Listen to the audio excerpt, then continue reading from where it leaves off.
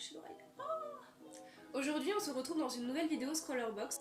Oui, encore une. Suite à ma précédente vidéo qui vous a visiblement beaucoup plu, je vous la mets dans le petit si ça vous intéresse, j'ai décidé de continuer sur cette lancée et de vous proposer aujourd'hui de découvrir la box d'avril. Oui, je suis très en retard. Mais tout d'abord, je vous remercie pour vos retours. Je vais notamment essayer de m'améliorer sur ma diction parce que parler devant une caméra, c'est pas si simple.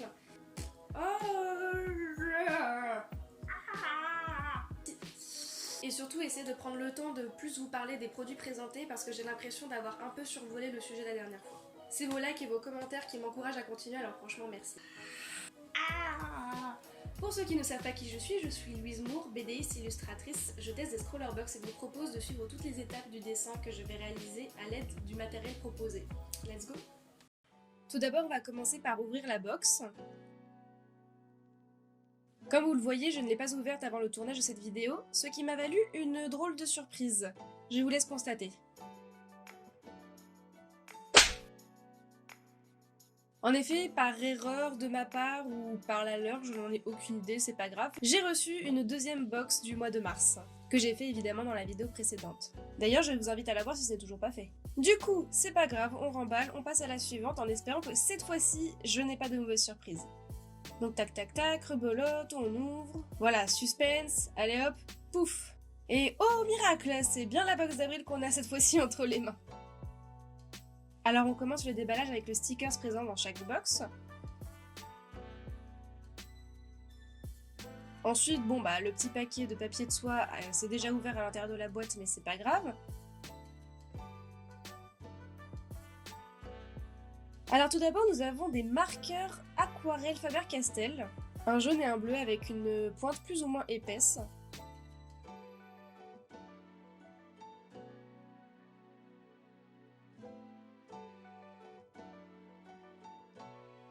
Ensuite, nous avons les crayons de couleur aquarelle Faber-Castell.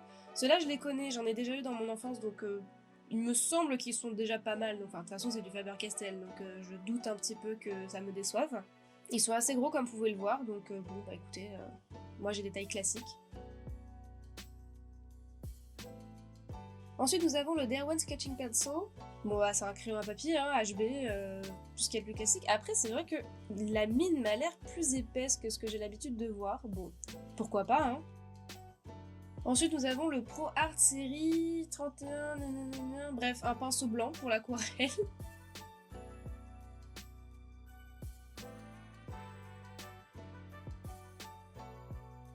Bon, après, on a un bonbon. Le petit menu, avec tout ce qu'il y a dessus, ainsi que les prix, les références, les descriptions, blablabla. On peut voir d'ailleurs que le challenge du mois, c'est Daydreamer. Je peux vous dire qu'il m'aura donné du fil à retordre. Ensuite, nous avons l'illustration du mois. Elle a été faite par Angelica Schult, j'espère que j'écorche pas son nom. On peut voir où est-ce qu'on la retrouve sur ses réseaux au dos de la page. Je vous laisse faire pause si jamais ça vous intéresse.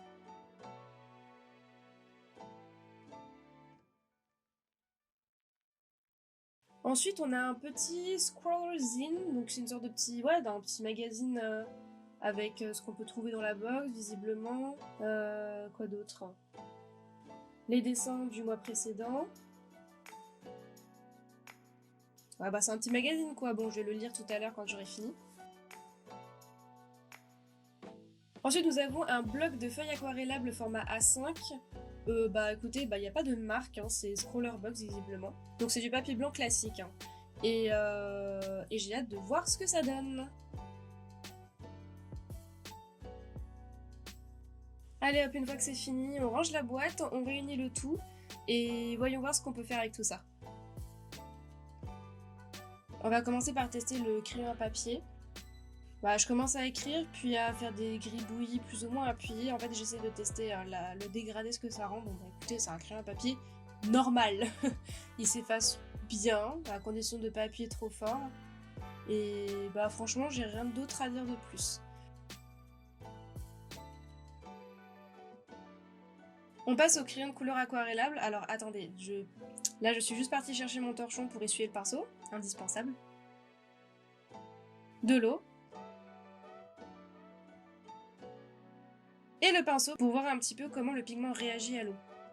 Bon bah, Franchement, je sais pas vraiment trop quoi vous dire, si ce n'est que bah, ça fonctionne bien, ça se dégrade bien. Une fois que tu passes l'eau dessus, tu ne vois plus les traits de pinceau en dessous.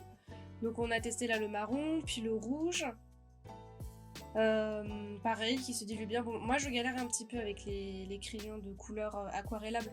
J'ai pas vraiment l'habitude de les utiliser. J'utilise surtout de la peinture en godet. Et les crayons de couleur, j'ai plus tendance à les utiliser pour ajouter de la texture. Regardez-moi galérer un petit peu. Ah, et puis sinon, le pinceau tient toutes ses promesses. Enfin, je ne sais pas quoi dire de plus.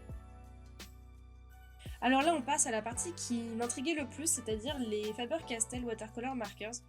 Alors, comment vous dire? Bah, vous le voyez par vous-même en fait, une fois que tu poses le marqueur sur la feuille, juste le temps de prendre le pinceau, de le mouiller et de passer dessus, bah, j'ai l'impression que l'encre a déjà séché et tu vois toujours les traces du marqueur en dessous. Et je trouve pas ça terrible du tout.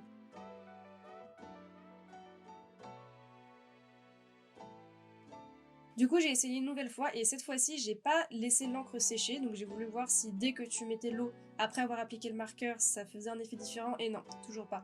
Tu vois les traces de marqueur juste en dessous et bah, qu'est-ce que vous voulez que je vous dise de plus? Ça, c'est pareil sur les deux pointes. Peu importe le temps que tu laisses, peu importe la rapidité avec laquelle tu appliques l'eau. Donc je suis un petit peu déçue et franchement, bah, ça va pas être évident de faire des jolies aquarelles si le feutre que tu as laisse des grosses traces en dessous. Bon là je teste les dégradés entre les crayons de couleur. Ah écoutez, j'ai rien à dire de plus.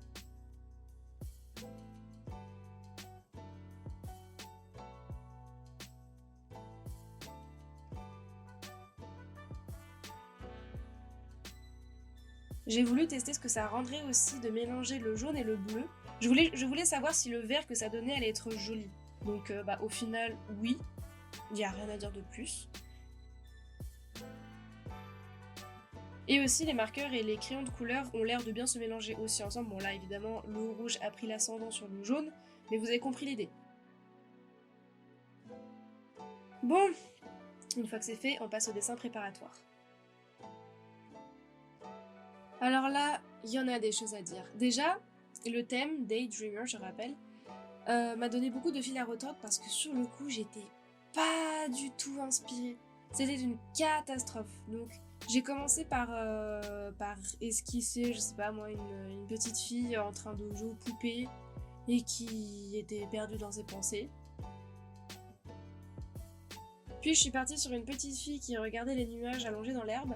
C'était censé être mon idée de départ et comment dire, j'ai tourné les premières minutes de la vidéo avec le crayonné, le début de la colorisation et la catastrophe. C'était vraiment trop moche.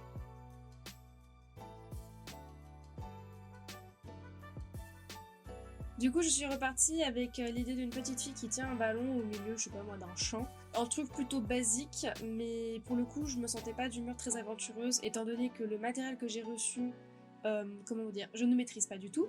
J'ai pas du tout l'habitude des crayons aquarellables, encore moins l'habitude des marqueurs aquarellables qui laissent des grosses traces derrière eux. Donc voilà, je suis partie sur l'idée toute simple d'une petite fille qui tient un ballon au milieu de papillons. Et je vous laisse regarder par vous-même.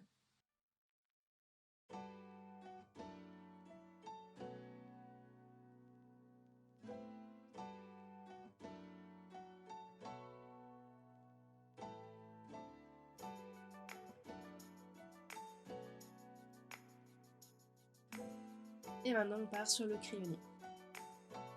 Alors à la base, le dessin que j'avais retenu, que j'avais commencé à dessiner et à coloriser, c'était celui de la petite fille allongée dans l'herbe qui regardait les nuages. Mais j'ai abandonné en cours de route parce que je ne maîtrisais pas du tout le matériel que j'avais sous la main. C'était vraiment une catastrophe, c'est-à-dire que ça bavait de partout, j'arrivais pas à repasser par-dessus avec les crayons de couleur, le marqueur pour faire un ciel bleu il était beaucoup trop foncé, et, euh, et bref, en gros ça m'a déprimé toute la soirée, j'ai préféré arrêter là, j'ai préféré couper la caméra et me dire tant pis Louise, tu vas repartir le lendemain avec de meilleures bases, une idée beaucoup plus simple et beaucoup plus réalisable et qui ne te déprimera pas une fois que tu le regarderas une fois terminé. Mais ouais, comment vous dire? En fait, ce qui me dérangeait dans le premier dessin que j'avais fait, c'était que, je sais pas, j'avais l'impression que c'était pas moi, que c'était pas mon style. Non pas que j'ai un style encore très reconnaissable, c'est-à-dire que je trouve que je suis plutôt polyvalente pour l'instant, je me cherche encore un petit peu. Mais là, c'était vraiment beaucoup trop éloigné du trait que j'avais habituellement, et je trouvais que ça faisait tâche. Donc bon, là, pour le coup, le dessin de cette petite fille, elle est beaucoup plus dans ce que j'ai l'habitude de faire. Et ça rend beaucoup mieux. Ça rend beaucoup mieux et j'étais déjà beaucoup plus satisfaite.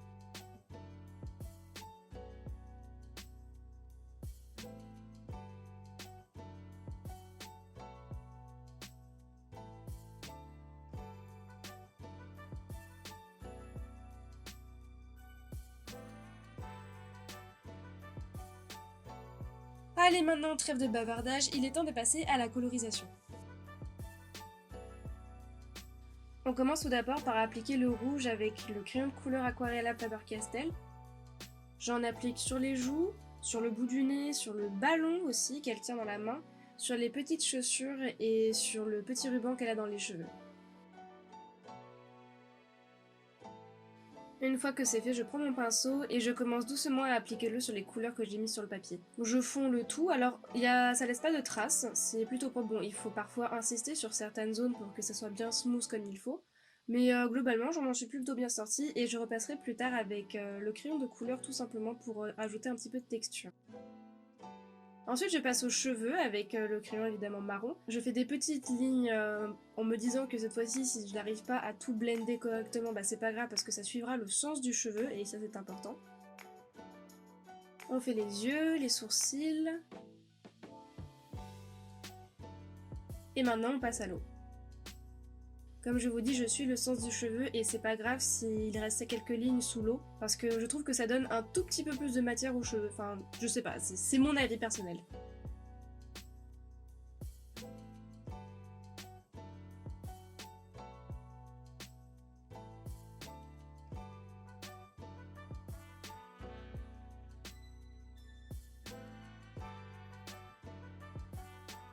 Et là, j'essaie de passer aux ombres. Alors, comme vous pouvez le voir, comme je ne maîtrise pas trop, j'ai décidé de, entre guillemets, tricher. J'ai pris les deux crayons, j'ai un petit peu appuyé sur ma palette pour déposer un peu de pigment et j'ai utilisé le pinceau pour les mélanger et créer petit à petit une couleur qui pourrait s'approcher de l'ombre de la peau ou un truc un petit peu qui pourrait me permettre d'ajouter un peu plus de volume. Donc là, comme vous pouvez le voir, j'ajoute aussi du jaune. Je vois que ça ne marche pas du premier coup, faut que j'en rajoute encore et encore. C'est pas évident, hein, mais heureusement que le marqueur et les crayons de couleur se fondent bien ensemble.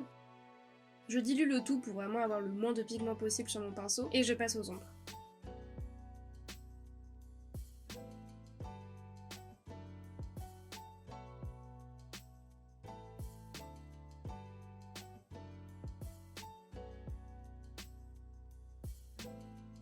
On fait la bouche.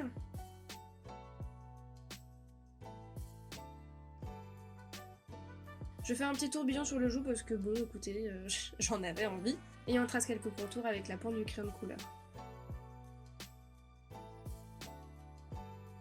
On passe à la robe. Et la robe, j'ai eu beaucoup de mal, hein, parce qu'à la base je voulais la faire à carreaux, un petit peu Vichy, et puis je me suis dit, bon, on va changer un petit peu parce que c'est un motif que j'ai l'habitude de faire un peu automatiquement.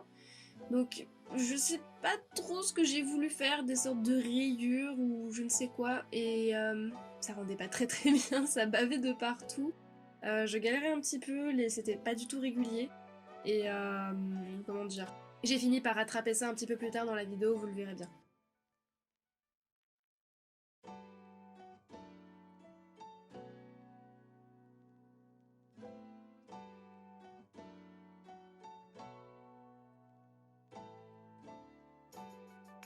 Je m'assure que c'est sec. Et j'ai voulu repasser du coup les lignes par-dessus en me disant que ça allait les rendre un peu plus pigmentées. Et là, ça a bavé. J'ai pas assez attendu que ça sèche, donc ça a bavé, ça a fait un truc tout caca.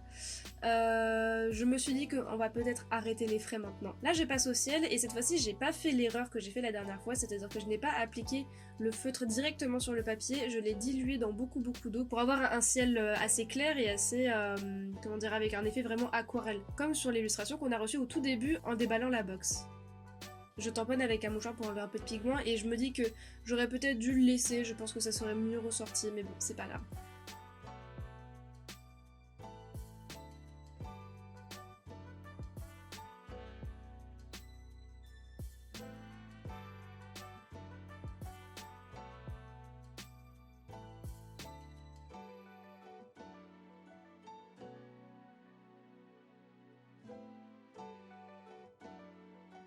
Je suis repassée du coup sur la robe qui était cette fois-ci totalement sèche.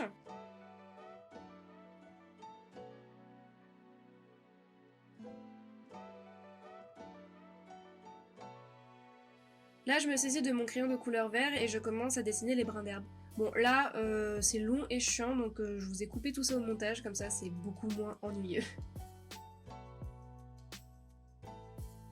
J'ajoute un peu de jaune pour apporter, comment dire, des nuances de vert un petit peu dans le gazon. Sauf que bah, on a toujours le même problème, c'est que ça laisse des traces. On voit le feutre en dessous en fait, on voit les traits. Mais c'est pas grave. Bon là en fait je passe de l'eau un petit peu grossièrement sur les brins d'herbe. Je dessine un petit peu les formes de fond. Et plus tard, quand ce sera bien sec évidemment, je repasserai avec le crayon de couleur pour ajouter un petit peu de texture et de matière.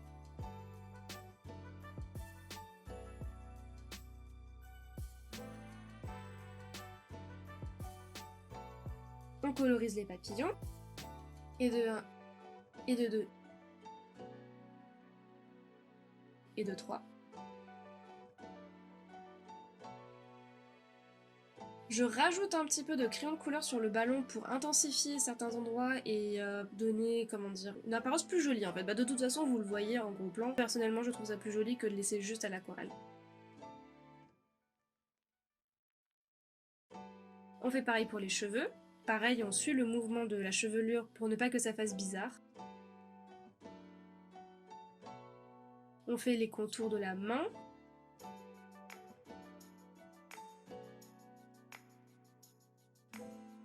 Puis l'autre.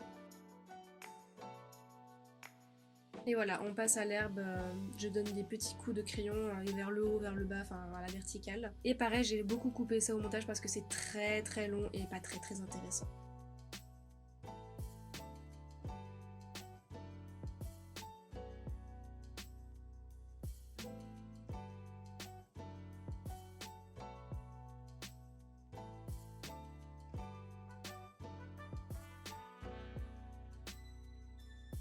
Je repasse aussi avec quelques brins de jaune, parce que je me dis, tant qu'à faire, quitte à ce qu'il y ait des taches jaunes, autant l'assumer jusqu'au bout.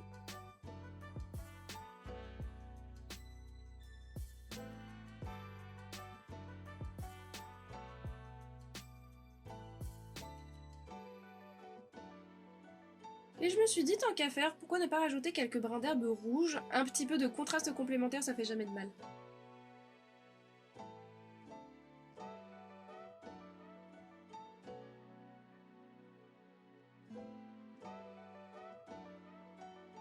Je trace délicatement l'accord du ballon avec le crayon à papier d'Erwan HB.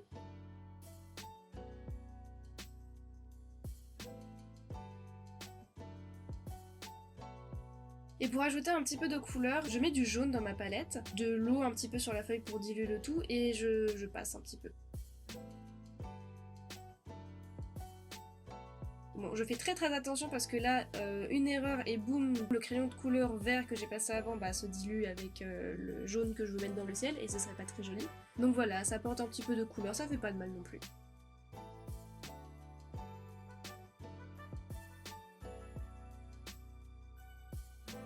Je m'assure que c'est bien sec. Et là, je prends mon pot d'encre blanche Colorex.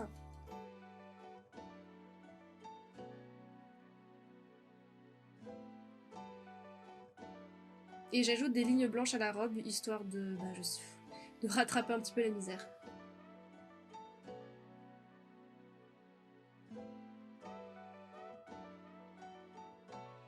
Il a fallu que je repasse plusieurs couches parce que les encres blanches ne sont pas très très opaques non plus, hein. C'est pas évident. Alors là, j'ai commencé à signer, alors que je n'avais même pas fini. Écoutez, j'étais fatiguée. J'étais fatiguée et je sais pas ce qui s'est passé.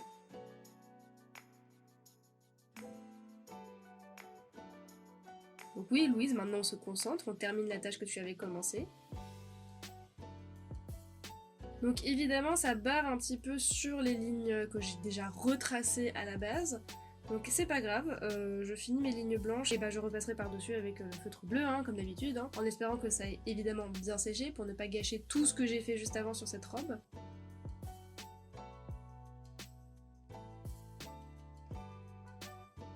Là je me dis quand même que j'aurais peut-être dû rester sur mon idée de robe à carreaux. Et la vérité, je pense que ça aurait été même plus intéressant avec ce type de feutre.